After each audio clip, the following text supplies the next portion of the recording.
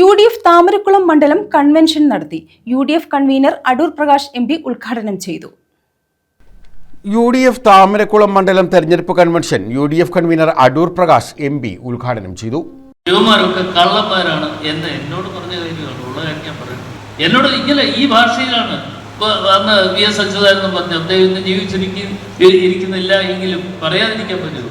യുവമാരൊക്കെ കള്ളന്മാരാണ്. യുവമാർ പറഞ്ഞത് കേട്ടാണ് ഞാനിവിടെ സമരം കിടന്നത്. ഞാൻ പറഞ്ഞു, ഞാനത് സംഭവിച്ചിരിക്കുന്നു, എല്ലാ കാര്യങ്ങളും ചെയ്യാം, എവിടെ ഉണ്ടെങ്കിലും എടുക്കാം എന്ന് പറഞ്ഞ് ഏറ്റെടുത്ത് അതിന് ഒരു കാരണമുണ്ട്. എന്താണെന്നറിയാം, അതുകൂടി പറയാം. ഇവിടെ 7 രൂപ വില കൊടുക്കുമ്പോൾ തമിഴ്നാട്ടിൽ 1 കിലോ നെല്ലിന് വെറും 3 രൂപ മാത്രമേ 3 രൂപ വിലയുള്ളൂ.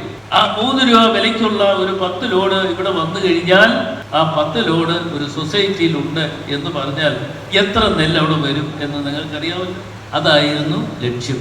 മാർക്സിസ്റ്റ് പാർട്ടിയെ സംബന്ധിച്ചിടത്തോളം ഇത്തരത്തിലുള്ള കൊള്ളത്തരങ്ങളും കള്ളത്തരങ്ങളും കാണിക്കാൻ ഏറ്റവും അവർ ഗവേഷണം നടത്തിയിട്ടുള്ള സഹാക്കന്മാരാണ്. UDF താമരക്കുളം മണ്ഡലം ചെയർമാൻ KN അശോക് കുമാർ അധ്യക്ഷത വഹിച്ചു.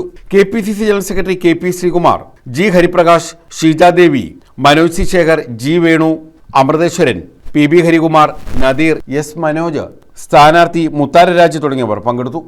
ഈ മാവേലിക്കര തിരിച്ചു പിടിക്കണം, മാവേലിക്കരയുടെ വിജയം ഉറപ്പാണ്. അപ്പോൾ എല്ലാവരും കൂടെ ഉണ്ടാവണമെന്ന് മാത്രം അഭ്യർത്ഥിച്ചുകൊണ്ട് പോവുകയാണ്.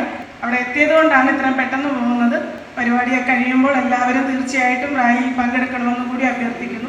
മാറുമറിഞ്ഞ തെരഞ്ഞെടുപ്പായിരുന്നു കഴിഞ്ഞ നിയമസഭാ തെരഞ്ഞെടുപ്പ്. പിണറായി വിജയന്റെ ചരിത്രത്തിൽ ആദ്യമായി ഭരണ തുടർച്ച ലഭ്യമായി.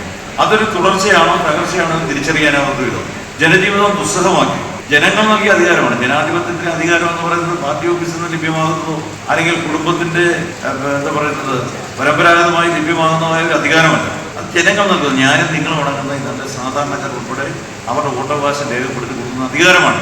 പക്ഷേ ആ അധികാരത്തെ ജനങ്ങളെ വെല്ലുവിളിക്കാൻ വേണ്ടി, തങ്ങളുടെ അഴിമതിക്ക് വേണ്ടി, ദൂരത്തിന് വേണ്ടി, ധിക്കാരത്തിന് വേണ്ടി, ആഡംബരങ്ങൾക്ക് വേണ്ടി, സ്വജനപക്ഷപാതത്തിന് വേണ്ടി ദുരുപയോഗം ചെയ്ത് മുന്നോട്ട് പോകുന്ന ഒരു ഗവൺമെന്റായി കേരളത്തിലെ ഇടതുപക്ഷ ജനാധിപത്യ ന്യൂസ് ബ്യൂറോ, ചാരുമൂട്.